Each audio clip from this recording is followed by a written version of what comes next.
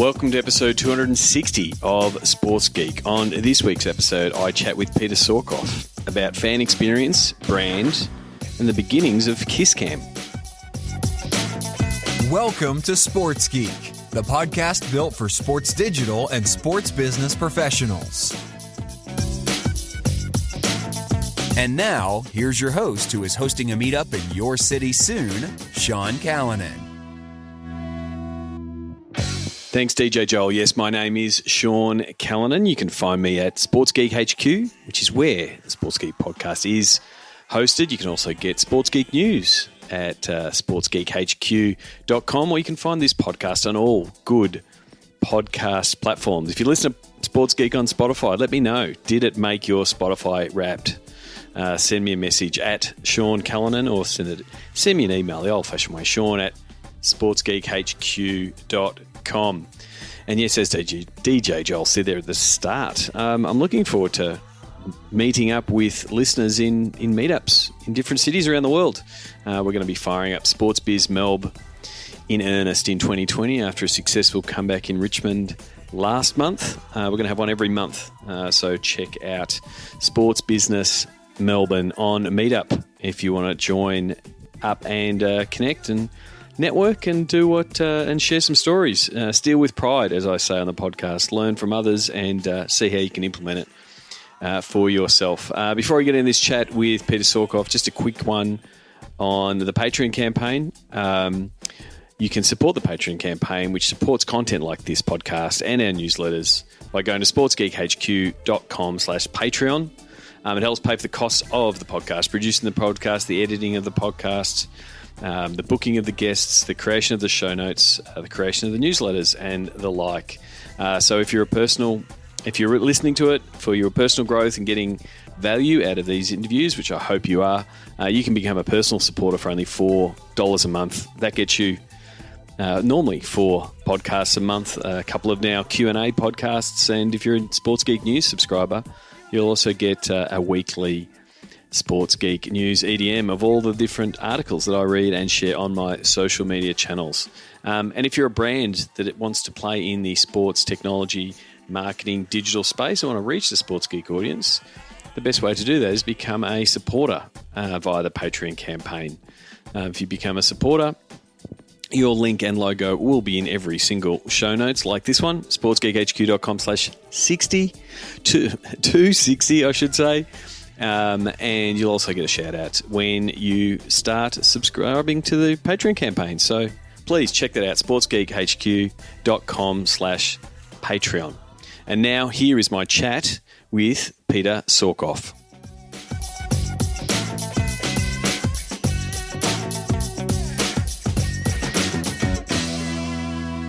Very happy to catch up with a good friend of mine. This has been an episode, long time in the planning. We keep catching up at different conferences in different parts around the world, and we never actually pull out the recording equipment. That's my fault, not your fault.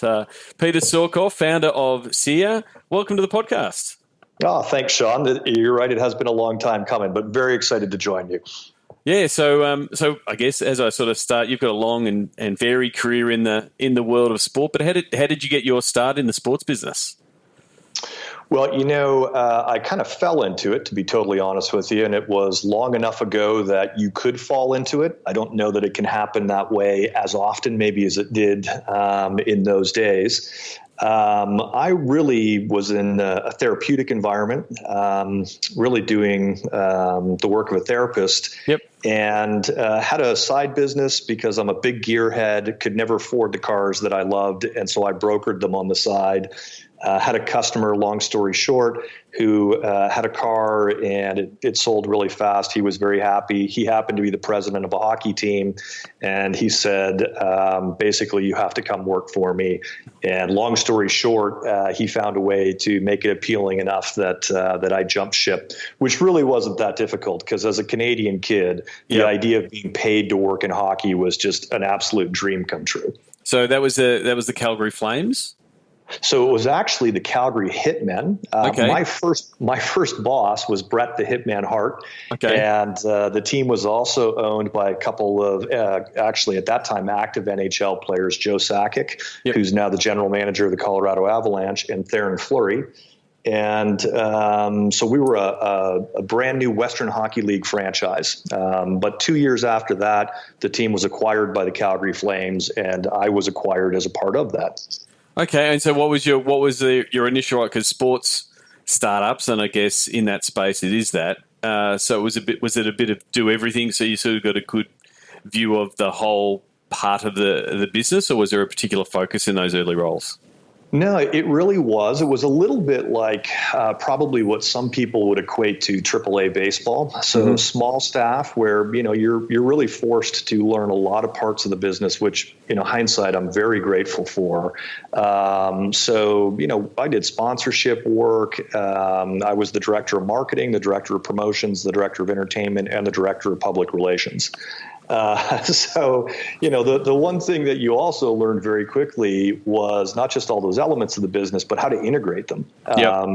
Because that just, was a necessity. And then that led into retail. But really my passion at that time, we didn't call it game presentation. It was just game ops. Is what I was really drawn to. And look, this was long enough ago that not every building and every team actually had a video board at that time. So, we were doing things that were just, fun, never been done. It was a little bit like the Wild Wild West. Yeah, and that is just really just entertaining the fans in between the breaks and that kind of stuff. Like you said before we had Kiss Cam and Jumbotron, and that was the way that the fans were engaged. It was sort of playing around with those different ideas. Well, yeah, no, absolutely. And the fun part was there was no expectation to it because, no one was using terms like experience. That was just not in anyone's lexicon. People came solely for the sport.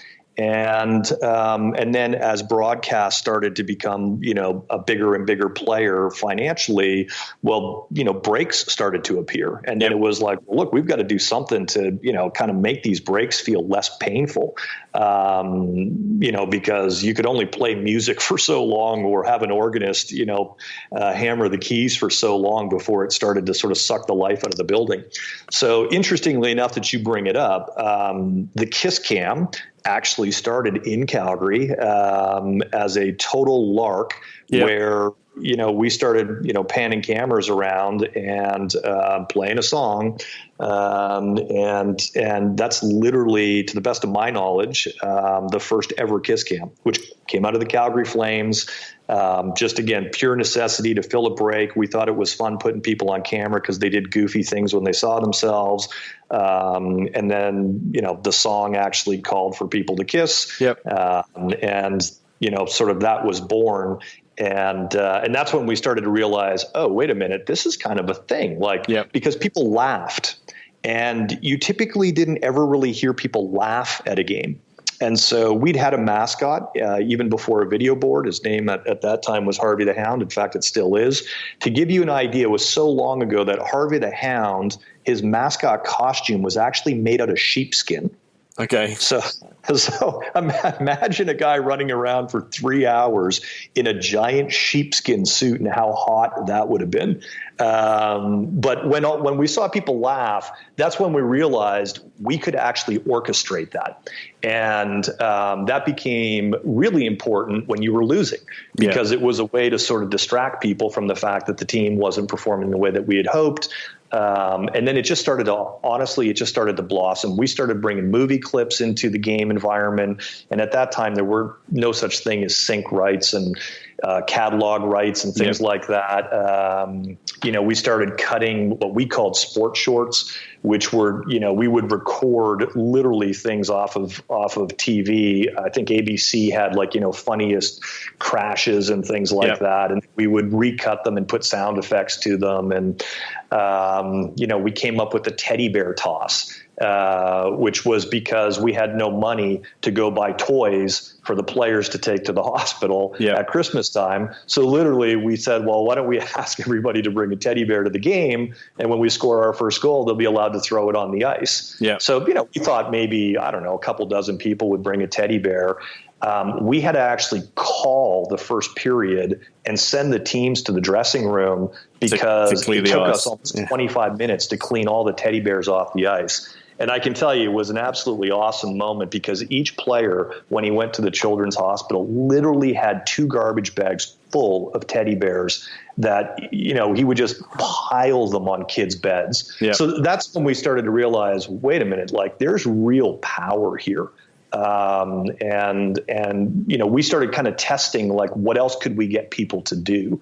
And, fast forward that, years later, we started to bring technology into the equation, and we did the first ever night with Tinder, swipe right night, which I know you're aware of, and so the sort of that spirit just kind of carried on even after I got out of sort of the game presentation space and moved into some other roles. That's always been sort of a central focus for me. So and therefore one of the themes is, and you sort of spoke a bit there. You've gone from Calgary to Atlanta, the Spirit, and then the Hawks. One of the themes when you look at your LinkedIn is creative is a big part of your title in multiple of those roles. So, game operations and creative probably doesn't make sense initially, but when you're talking about how can you engage fans, how do you make them laugh, that creative part of it is super important. How much did you find that starting to work in sports and see these little moments like the teddy bear toss and started digging further into that and sort of that being your focus from a career point of view? Yeah, I'm again very fortunate that I've been allowed to sort of work in a lot of different areas of the business. But the one thing that I kept coming back to was if I traded in the currency of creative, you were never irrelevant. Yep. Because you need creative in sponsorship, you need creative in marketing, you need creative in creative, you need creative in production. And creative doesn't, to me always mean art. It's really sort of an approach or a way of thinking about how you're going to solve something or enhance something or bring something new to sort of the table. And so even when I probably my title should have been CMO, I had no interest in that title because I honestly don't really like what it means. And that's not to say I don't like marketing, but it's a little hemmed in and people have a certain expectation of what you're going to be in that role. And even, chief revenue officer is sort of a hemmed in role as well. So creative was actually a way for me to continue to differentiate how I was approaching things.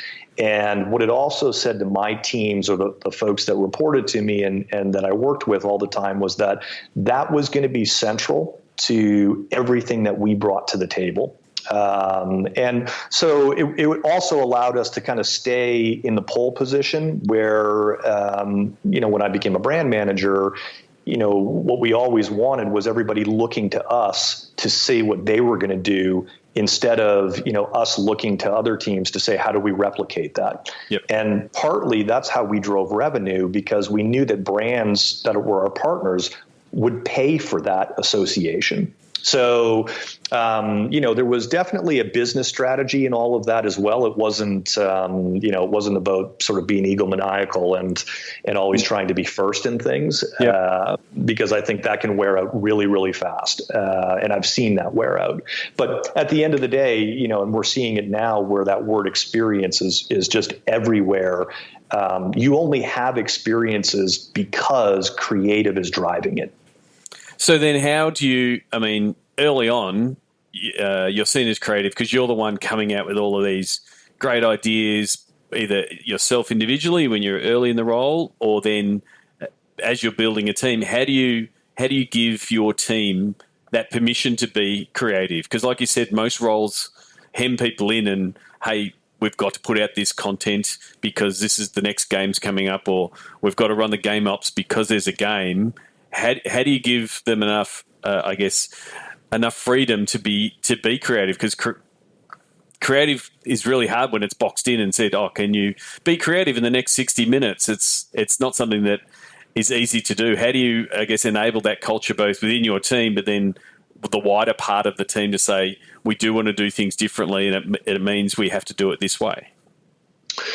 Well, look, I think you absolutely used the right word when you said build a culture, because, obviously later in my career, when I was in a position to actually be helping to make culture, you can let people fail. And I think that's a big part of it, right? That a lot of ideas don't work. But the best ideas are ones that get tried. Because lots of people have lots of great ideas, right? But what makes a good idea great is it actually gets executed. And so the heavy emphasis has always been, it's okay to fail. Like, we're trying to make a seamless presentation of ourselves, but we're also a sports team. And so, if you look at winning percentage, even the All Blacks, who win at like 887 is their all-time win percentage. Well, that just basically tells me that, about 20% of the time they fail, or actually 13% of the time they fail. So in sports, failure is actually part of it all the time. But sometimes it doesn't get looked at in that way, right? Sort of related to winning percentage. So I think that's a huge component of it. And then, the other thing that I would spend a lot of time with my teams working on, and even when that team was like, only one other person that was reporting to me, was this idea that, what is it that somebody's really buying when they come to an event, when they come to a game? What are they really buying? And they're buying a little bit of escape, right? They're buying from the regular world. So they want to be amused. And they're also, like, if you think about sports, it's a huge leap of faith, okay? Because in our normal lives, we almost never put ourselves in situations where we don't know what the outcome of something is going to be. That's a very uncomfortable scenario for human beings. But sports seems to be the one place where we actually relish the idea of going somewhere where we just don't know how it's going to end. And we have this really sort of irrational idea that if we all band together, we can will the future to come to fruition the way we want it to. Right. So it's like, we're all going to go and cheer as hard as we can for our team, and that's going to make them win. Well, rationally, we know that has almost zero impact. Right. But I think, when as a creative, when you realize like that's what we're dealing with in this environment, then you have to be able to embrace that and keep finding ways to basically like fill those needs for people. Because it's just such an emotional space, right? Like people come, I really think, to sports events because they're allowed to be emotional there. And in a lot of parts of the rest of their life, that's just kind of like not really called for. So if you think about it, you pay for the right to go spend way too much money for a drink or a beer, food that's not that great, and parking. You go buy a shirt that's exorbitantly expensive that you're going to probably wear a half dozen times a year, maybe, with some other man's name on the back of it, right? Like all of these super irrational behaviors. Oh, by the way, you're allowed to yell at authority figures. In fact, it's so encouraged that we make authority figures wear black and white striped shirts. Right? Like you're just not allowed to do any of those things in the rest of your life. And so, having that context for teams to be able to go say, okay, now how do you build something that's going to speak to all of that? Whether that's a game presentation, content, or frankly, a marketing campaign or a sponsorship activation, right? Because that's really what brands are buying. They're buying association with that environment.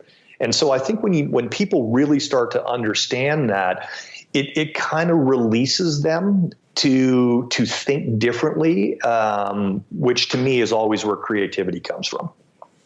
Yeah, I think it is the important piece there is that experience piece, because you're right. We still are going to movies in droves, but we know the outcome. We know what we're going to get, and that I find it strange when I sometimes talk to teams that stop being creative or stop doing things because the performance of the team aren't going well, and it's like, oh, well, we don't want to make a name for ourselves because the team's not going well and the fans are upset, and when really they should be like leaning into the fans are so super passionate because they love the team and they love the experience, and you're only going to have one NBA team win a title every year, and you're only going to have one AFL team win a championship every year. Like, not everyone can win, so you've really got to double down on that experience piece and why people are there, and not just be the success of the whole day is whether you win or lose. Well, I think you're absolutely right. That is the value quotient. What you just defined is literally the value quotient for a fan, because you may be able to look at the beginning of the year and say, my team's going to be terrible this year, right? Like, you could just look at the roster and you may be rebuilding, or, your star players are hurt, or, whatever the reason is. And fans actually know that, but they still go and they still spend, and they still spend their time on it. Right. So that's where we started trying to get to, like, why is that? Like, how do we understand that more so that we can go actually make them things that fulfill whatever that need or whatever that reason is? And that, for a long time, honestly, Sean, that really sort of stumped me. And that's where the old therapist in me, was trying to understand the psychology of that. And again, I think it was just instinct early on, because, we would do things and see a reaction. And so that was almost like an A/B test. And so it was very unsophisticated at that time. But again, what we saw was, holy cow, we can actually shape behavior here. Like, people, they actually want to be led through things. So even like when an organist plays a little call and response song, like Have a Nagila, right? Or, Charge or something like that, people clap their hands and they say charge, or, these little things that were cues to us that in that environment that they literally were actually asking for and almost craving that. And so, big part of your work at the Hawks was the rebrand, and then also the experience piece around what the stadium and how it evolved through its renovations. How did that process start? And then also, connect some of those dots of, well, this is what our fans want, or this is what we think our fans want. And how do you do that A/B testing with such a big project like that? Well, look, the rebrand and the repositioning of the Hawks was a response to a business problem. And, we were in a situation where the team was actually winning. They were going to the playoffs, and people just still weren't showing up. So, the marketer in me looked at, okay, are we priced right? Are we positioned right? Is the product being put in front of the right audience at the right time? Those are sort of the fundamentals. And then we looked, because the NBA is so good about sharing best practices, we were able to look at what every other team was doing, and we were going, well, wait a minute, we're buying the same kind of media and spending about the same amount, and why is this not working? And that's when I think we started to really build this hypothesis that we actually have a brand problem, and it's systemic. It's not operational. It's not about execution. And so, when I got the buy-in really from ownership to sort of advance that hypothesis, we ran a research study that's really called social anthropology, and we did a scrape of the social space to try to understand what were all the conversations that were happening about the brand. Because, when you're in it, you think what people are talking about. But I think what I realized was we're just so close to it because you're living it every day. Did we really know what people were talking about? Yeah. And when the study, results started coming back in, we were absolutely shocked, because everything that we thought people were talking about, they were not talking about. And what they were talking about, we had never even imagined or dreamed of. And so again, just to give you a sense for that, one of the findings, in fact, it was the number 2 finding. And to give you a sense of the scope of this, there were 3.5 billion digital conversations that we had access to. And once we built all the linguistic algorithms, there were about 1.7 million related to us. And so, it was a huge amount of data. The number 2 finding that came back from all that data was that the marketplace was still talking about how much they resented the brand and the property for how we handled the Dominique Wilkins trade 20 plus years ago. Yep. Right? In a million years, Sean, I would have never thought that was even a possibility. And so what we recognized was, people weren't coming because they were still resentful at us. And it was kind of, the underlying, codified message to that was, if you'll treat that guy that way, then how are you going to treat me as Joe Pham? Yeah. And so, that gave us some very, very different insights. And so, by the way, that led to us building a statue of Dominique Wilkins, which still stands out in front of the stadium, because that was our way of literally saying to the marketplace, hey, by the way, we're totally sorry. We massively screwed that up. That was just a really key brand repair task, really. Oh yeah, without question, right? Now we could have sat there and thought of a billion different ticket promotions and different ways to spend our ad dollars, which would have never ever fixed that problem. So once we started to understand that, there were also other interesting insights about, how much sort of nostalgia there was around past teams and past marks and logos, which we had buried in our past because we were embarrassed of those logos because we felt like when we used those logos, we'd never won. Yep. But really what the market was saying is we loved those times because we loved those players. Yep. And so that actually was, part of the insight that made us, rethink the whole Pac-Man mark. And, we put a future facing spin on it, but the core DNA of that mark was very much reminiscent of, when it came online in the early 80s. And then with our uniforms and, what we did with the rest of the visual identity, that was about trying to become relevant to an audience that we had very, very little traction with. And at that time, because this is a few years ago, it was kind of the term millennial was still not really being thrown around a ton. Yep.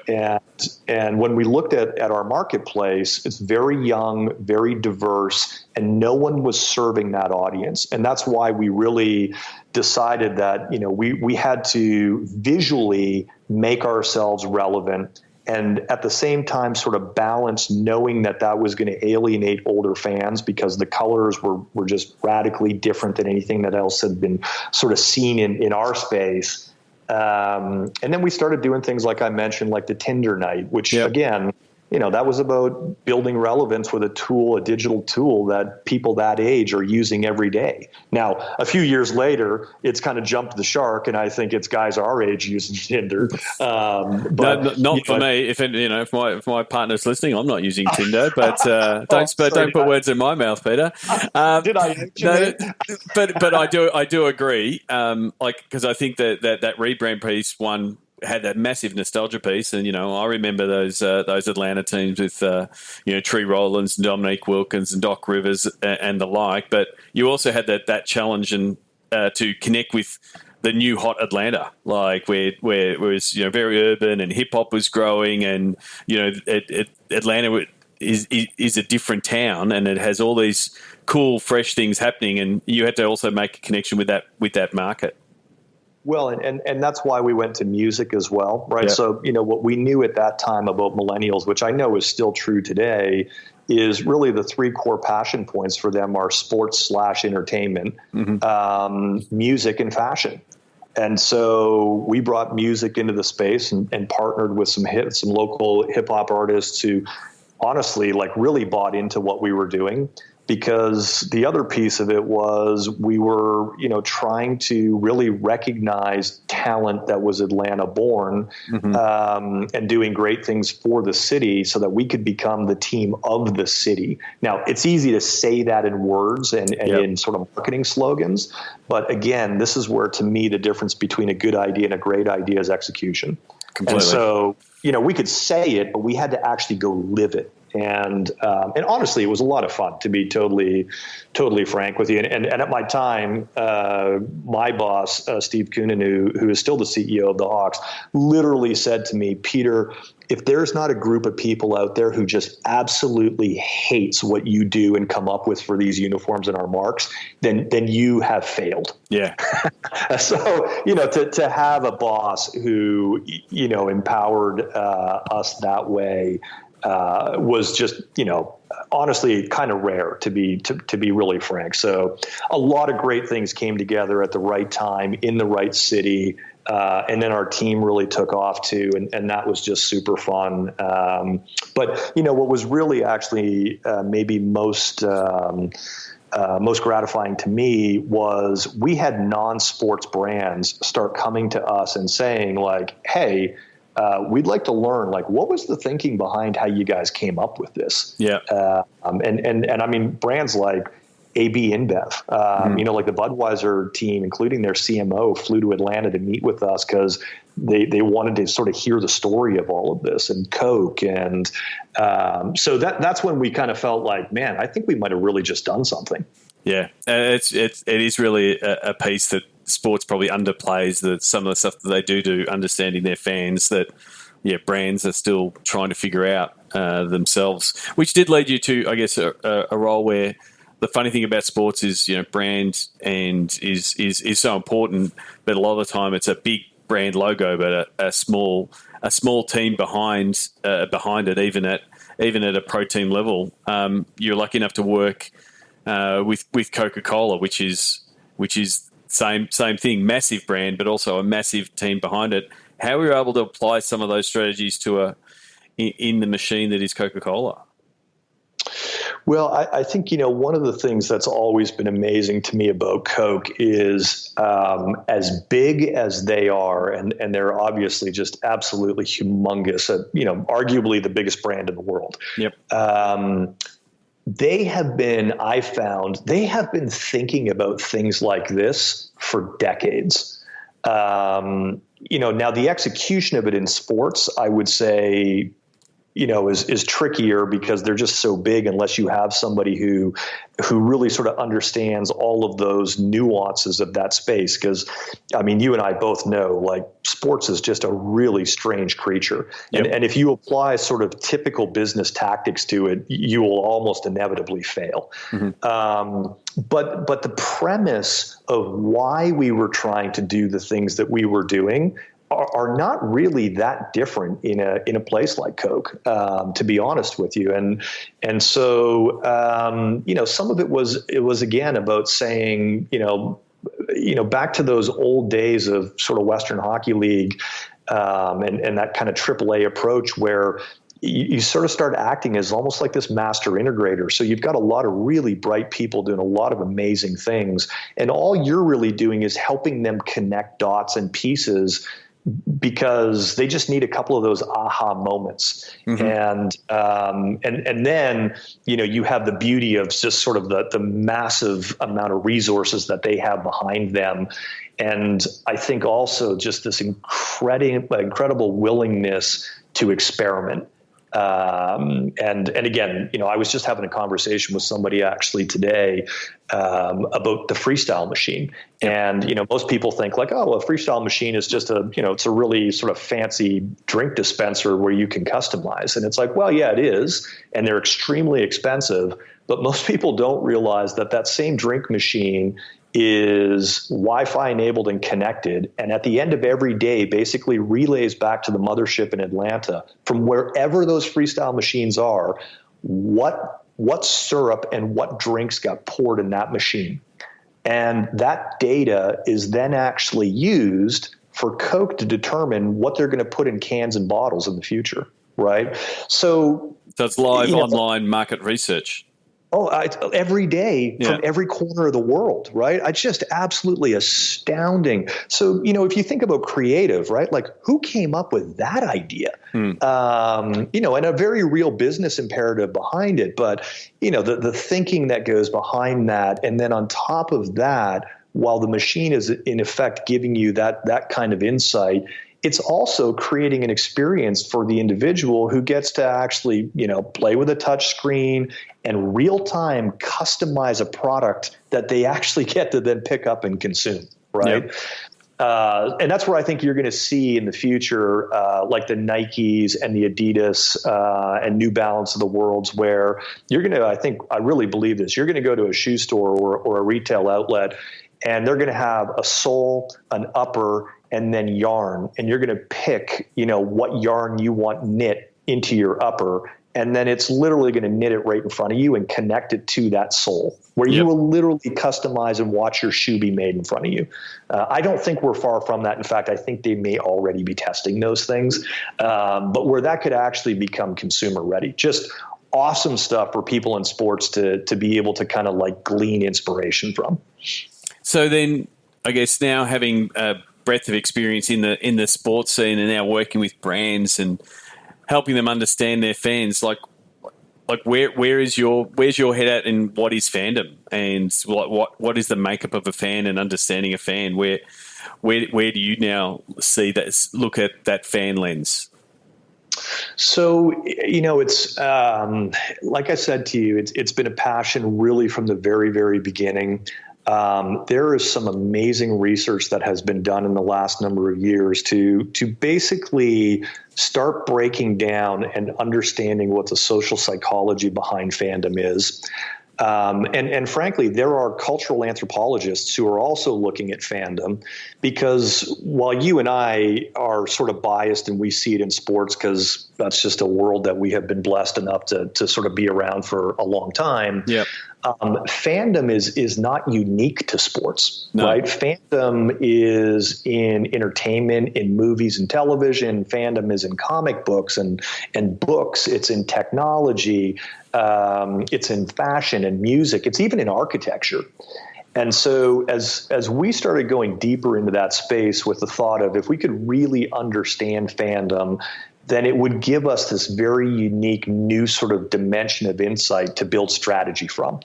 And so that's really what SEER is all about. And we've just been very lucky to be able to sort of bring that both on the property side with sports teams and leagues, but then also on the brand side to say, look, not only if you're going to be in sports, do you need to think about the audience in this way, but even if you're not in sports, you need to start thinking of audiences as fans of things, because our culture is changing so rapidly right now and accelerated by technology that the old sort of pillars that held everything together, like organized religion and government and military and things like that, are all breaking down. Okay. And so what you're seeing, and I'll give you a totally different example of this, SoulCycle, right, as a brand, has literally become a church. Like people go to SoulCycle in a very religious way, and when you hear them actually talk about the class leader, they talk about them almost as a pseudo divine figure, like a priest or a rabbi or a pastor, and they're actually going and getting in a SoulCycle class in a gym what people used to get out of going to church. Yep.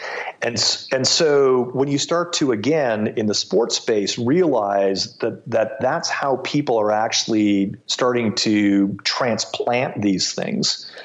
If you're running a sports franchise, that is a level and a depth of sort of, power that when you really understand it and start to honor that, can absolutely change the business.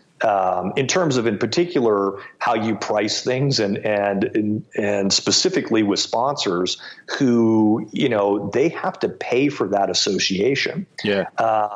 Because, we've joked about it for years and years and years, like, it's almost like a religious fanaticism that they have for that team. Well, actually the construct of that fanaticism is very similar to how people approach religion. So, there's literally basic, like I would even say ancient needs in a person that are getting met in fandom, and sports is just such a great metaphor for it because we're really familiar with it. But, people are actually connecting their sense of identity with a team's brand. Yeah.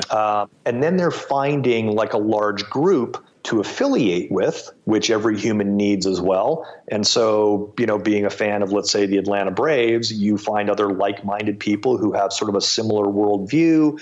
And so, they actually crave being part of that large group because it's very transcendent, right? It makes them feel small. And when there's synchronicity of things happening, like we're all singing the same song at the same time and there's 40,000 of us, that literally has a almost pseudo spiritual effect for people. So that's why, we started to understand the irrationality of their spending in the space. Yeah. That's why if you manage a brand properly on a sports property side, and you don't make everything about price, which is kind of the irony because typically in sports we make everything about the ticket price, right? Yep.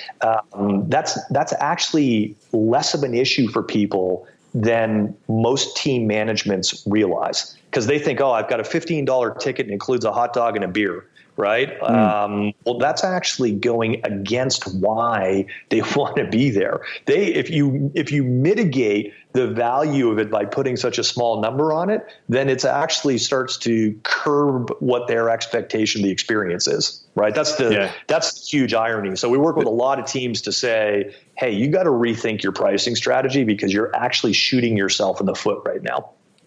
Completely, because we've heard of this fragmentation of attention, but we're also getting that in fandom. Like, 20 years ago, you're in Atlanta, you're like, there's 3-4 teams that we're competing against. Whereas these fandoms, like you said, are also outside of sports.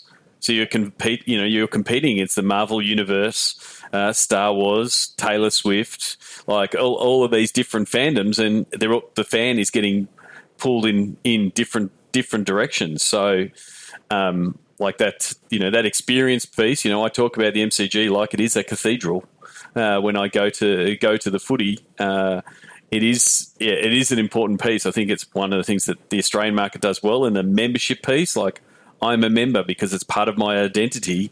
I don't look at the number. I don't look at because I have to pay that number because I'm going to go. But if I'm not a member, it's like, well, hang on, I'm just giving up a piece of my irrationally giving up a piece of my identity. So, the fact that fans are being reached by multiple things, and that is both. It's an opportunity completely if they lean into it, like you said, but it's also a massive threat. 10 or 15 years down the track when you've got kids are now being bombarded to become fans of all these different things, and sport is just one of the choices that they've got in front of them because they've got so many now in a global world. Like, a kid in Atlanta can be following Real Madrid and never go to a game, and they could be all in on a team on the other side of the world. Well, and I think that's happening all over the place right now. I think you're absolutely spot on. And again, this is why most of the work we do is helping teams understand, like, I don't even really know what my brand is. Do you know what I mean? Like I don't even know where to go because this is a little bit like foreign language in some respects to teams. By the way, brand is a really overused term, and so that's part of the problem. A lot of teams think like, oh yeah, I'm managing my brand, and it's like actually, you don't even have your brand in a lot of instances articulated anywhere. Yeah. And by the way, a lot of them, they also think like, well, that's my logo and my team colors and my uniform. It's like, no, that's your visual identity. That's not your brand. That is derivative of your brand. So, but I think what we're seeing happening is there is definitely a movement with teams to realize like, holy cow, we got to get this right. Because that's what we're selling off of, right? And not just to individuals for tickets, but that's what we're selling off of to other brands or partners. And when they're coming in and asking like, well, can you explain your audience to us? Can you articulate your brand? Because by the way, that's what I'm going to buy association with. Yep. And a team says like, well, we don't really, we don't think about it that way. If I'm a brand manager, on the partnership side, I'm like, then I don't think I'm going to pay a premium for this. Yeah. Because I can buy the audience in a lot of other ways. right? I can buy it through broadcast. I can buy that audience digitally. I can geofence your space and actually serve them ads on their mobile devices, whether you like it or not. There's a lot of a really savvy brand marketer can get to your audience in a lot cheaper ways, if you can't sort of tell this story. I don't think most of them want to. I think most of them actually want to reach those audiences through the team because they know that's the optimal way to do it. But a team that's maybe a little immature in that space or disorganized in that space, I think that's real jeopardy to a brand, and I think they look at it that way. So when you are talking to your commercial folk or your sponsorship folk that are talking to brands that want to have an association, you're right. There's they can just literally buy ads, geofence, all of those different things. How do you give your commercial guys the tools to help them understand, hey, this is the value of our brand. This is what we represent. This is what our fans are. How do you help them, I guess, talk the right language to sell that value? Well, the first thing we really do is come in and actually create architecture for the brand, which sounds like a lot, but it can actually be done relatively quickly.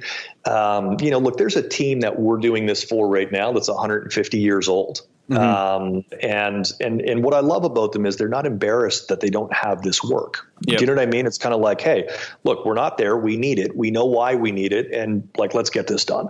And so part of that is going in and literally breaking down. There's 5 pillars to that brand architecture. There's a process that we take the senior team through because we're not building the brand at that point. What we're really doing is drawing out of them what we need to be able to articulate the brand.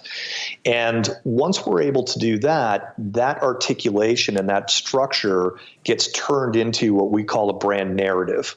And so, those brand pillars are not really anything that you kind of want to be outward facing with to the consumer, but the brand narrative is a very sort of simplified story or a distilled story of what all of that means that you can take out to the market. And so that's what we build marketing campaigns off of. But then with the sponsorship teams and the partnership teams, we really sit down and help them build their pitch decks to start with that. Okay. Right? Because really what that's saying to another partner is, this is who we are.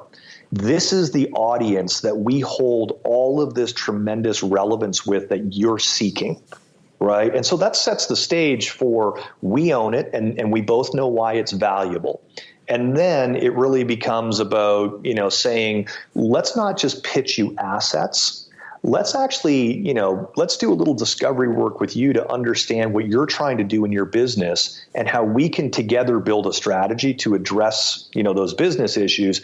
And then, oh, by the way, if you like that strategy, because we already know you like our audience, then we'll come back and we'll put assets in after the fact. And so now this, you'll notice that I haven't talked about price at all, right? Because budget doesn't even come up in that equation, because if they love the strategy, it's amazing what they'll pay for. I had a client who literally fell so in love with a strategy and a concept we came up with for them that they dropped 2 other professional teams to move that spend to this particular property to afford the idea. Right? So that's sort of, I think, again, demonstrates the power of when you put these pieces in place. And what I love is when sponsorship teams see that work, they don't have to be sold on doing it that way anymore. No. Right? Because they start to get real feedback from the brands going oh my gosh, this is amazing. None of the other teams we buy from do this. They don't talk this language. This is so great. I can go back to our brand manager or our brand director and I can show them this deck, which helps them get the money they need. Right.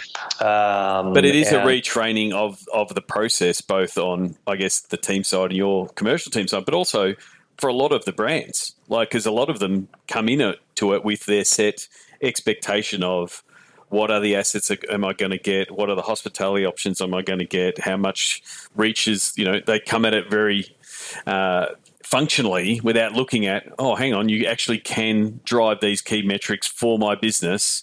Of course I want to do it that way. But they, there's a little bit of the sponsorship model is broken because there's this brokering of assets and audiences that people think they're the hoops we have to jump through. Whereas diving into the actual problem, what is your problem? How can we solve it? How can we move our church to your audience, to that problem? Is sometimes a little bit big for some people to tackle.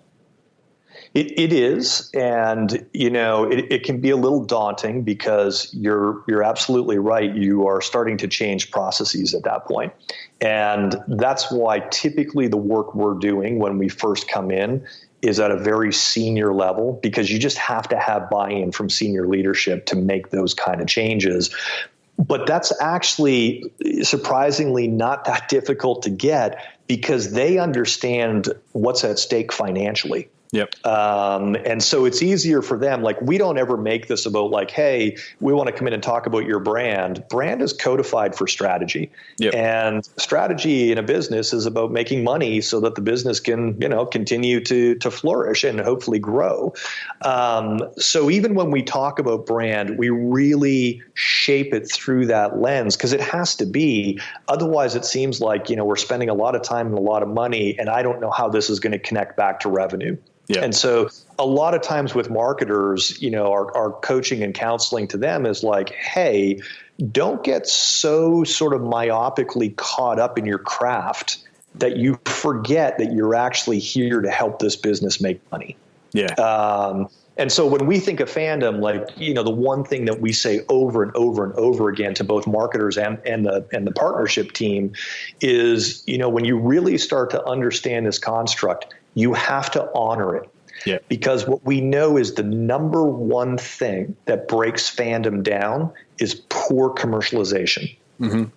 When people feel like the thing that they love has been poorly commercialized, they get really upset because you have basically intervened in a very important relationship. So, they look at you as basically the thing that broke apart them and the thing that they love. Yeah. And again, I have reams of research that basically proves that out as true. And so when you really start talking to the sponsorship team to say, look, it's not that sponsorship is wrong or can't be done well, you just have to be really thoughtful and you have to honor the depth of where that fandom comes from. Because remember, it's not rational. It's very irrational, which means it comes from a part of the brain where there's no capacity for language, and it's where all emotion is stemmed from. Right. So you can't have a rational conversation with a fan when you have breached that trust because they're not even thinking about it in that part of their brain. It's super fascinating stuff. Well, thank you very much. We want to wrap things up here. I'm talking to Peter Sorckoff from SeaWorld with the Sports Geek Closing 5. Do you remember the first sports event you ever attended? I did. The first sports event I attended was a Team Canada, Team Russia hockey game.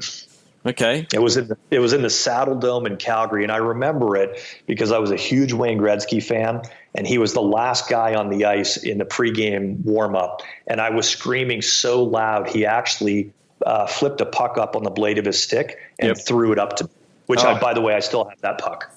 Oh, terrific. I did post a throwback to a Wayne Gretzky fan club. And I think it must have I don't know where it was, from a magazine or something, but it was effectively one of these early subscription services where you would send a letter to Wayne, and for $7.99 you would get a signed photo and a newsletter once a quarter or something. And I'm like, way before his time, the great one, definitely. Well, by the way, I got to meet him later in my career. I actually told him that story. He's the only sports figure that I was really actually nervous to meet. And I've had a good fortune to meet a lot of athletes, but I was so nervous to meet him because I'd held him on such a high pedestal that I was worried he wasn't going to be all that when I met him. Yep. And by the way, he was all that and more. Terrific. You would have also been to a lot of sports events and been to the growing gourmet opportunities in sport at sports events. Do you have a favorite food memory or a go-to food when you're at a sports event? Go-to food. I'm a big hot dog guy at a baseball game. There's just something about I don't know, one of those foot-long dogs at a baseball game. I don't know if it actually tastes better or if it's just the environment that you're eating it in, but I love to load a hot dog up with all kinds of condiments. And, I know I'm going to have heartburn after, but it's still worth it every time. But again, it goes into that fandom, irrational part of the experience, part of the ritual of sport is that experience. Without question. And look, you can get a hot dog anywhere, right? But for some reason it feels like, and it tastes like, you can only get a ballpark hot dog in a ballpark. Yeah, completely. What's the first app you open in the morning? First app I open up in the morning, other than email, there's two that I like, actually. There's one called Totally Modern. It's just a aggregated sort of deals of the day, but it's really, really cool stuff. Okay. And I always love taking a peek in that. It's one of my, probably the 7 that get opened up every day on my phone. I travel a lot. I fly a lot. Inevitably, my Delta app gets opened. Okay. Is there someone that you either follow, work with, read, that the podcast listeners should follow, and why? Yeah, I'm a really big fan. If the fandom stuff resonates with any of your listeners at all, I would tell them to go look up Jonathan Haidt. His last name is Haidt, and he's written a couple fantastic books. One of them is called The Happiness Hypothesis. That's probably the best one to read first. It's the easiest one to get through, but work your way up to The Righteous Mind. The Righteous Mind will really help you understand that irrationality of fandom in a way that's honestly a little bit unfair. When you really get it, it's sort of unfair that you understand how it works. Okay, I'll check that out. Jonathan Haidt. I will put the links in the show notes. Lastly, what social media platform is your MVP? What's your go-to platform? I'm an Instagram guy. I'm a voyeur on it. I'm very, very specific about and curate what's on there. Mostly because I get a lot of inspiration from Instagram, to be honest with you. I have a gazillion different sort of magazine subscriptions because I just feel like you get a lot of different stuff from great magazines. Yep. But I feel like Instagram is like the ultimate in being able to sort of flip through 30 different magazines in, 2 or 3 minutes when you're just kind of killing time. Which is why I'm so sort of diabolical about how I curate what's in my feed. Yeah, it does seem to be the place digitally on the internet where the most creativity is being poured into at the minute, on how they do it. Like and probably more so on the story side, how can that be used? But then also, what does the feed look like? The theme of the feed. What are you trying to do in that space? It does seem to be drawing a lot of creatives from multiple areas, not just the world of sports, but looking at how fashion are using it, how technology are using it. It's a very easy palette to work with. It's also, I think, really convenient as a consumer when you find something you like to actually be able to buy.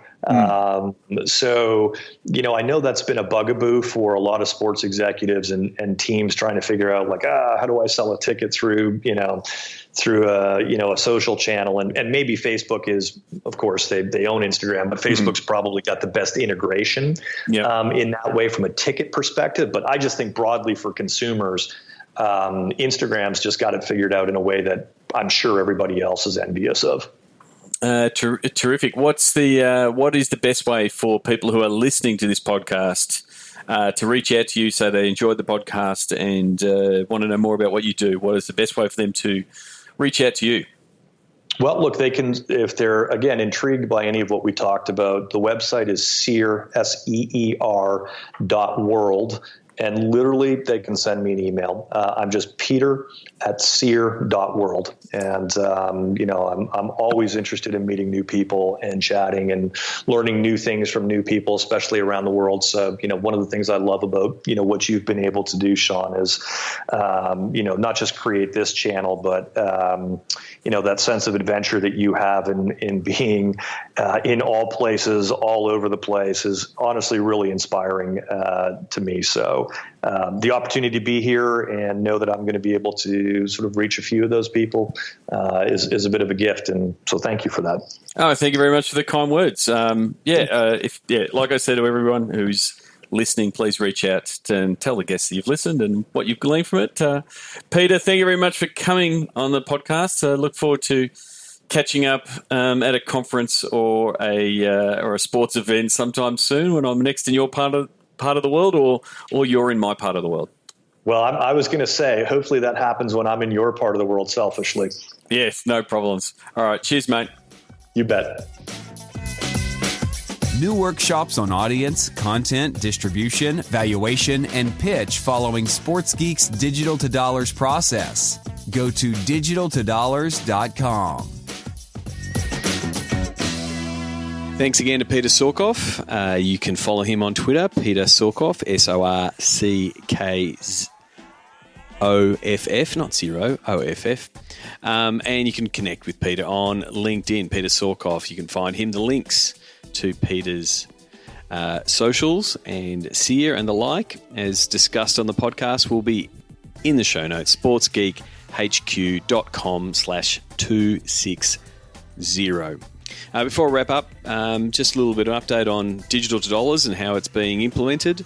If you're listening for the first time, Digital to Dollars is a process we've developed working with teams over the last 10 years on helping them understand their digital presence and helping them commercialize that with their partners. It goes across 5 pillars: know your audience, know your content, know your distribution, know your value, and know your pitch. Recently, we just did it with a local league here, where we did the first 3 pillars in a workshop format, in a full-day workshop with digital team, commercial team, media, content team, all participating. We're now in the process of following up with that homework of defining those audience personas, doing the content audit, doing the content matrix to see where all the content is getting published. And then we'll be following up, looking at the know your value piece. Now, once we know what the content is being produced, we can start looking at what the rate card will look like, and we can start talking to sponsors in a manner and talking around the same language that your digital team is. So if you're interested in something like that, if you're struggling to commercialize your digital or have that conversation with your sponsors, or you're having a disconnect between digital and commercial, that's exactly where Digital Dollars fits in. You can check out more at digitaltodollars.com, or simply send me an email, sean@sportsgeekhq.com. And then also, if that is a too big to bite, too big to take on, if you just need assistance with a campaign or a particular content issue or a particular platform, or looking to something to tackle and you just want to pick my brain, you can do so. Just go to sportsgeekhq./pick my brain, and you can get a 2-hour consulting session via Zoom, where we dive in on your problems or campaign or where you want to start. So please check that out, sportsgeekhq.pick my brain. Then lastly, send in some questions. Send in your questions for the Q&A episode. Was there a topic you'd like to know a little bit more on from my chat with Peter Sorckoff today? Do you want us to dive in? Do you want me to dive in more about brand or understanding brand, or potentially how we went through the branding process to Gravitas? Please send them in. We're running that every Friday, 3 questions each week. I really appreciate the people that are sending in questions, including former guests sending in questions so far.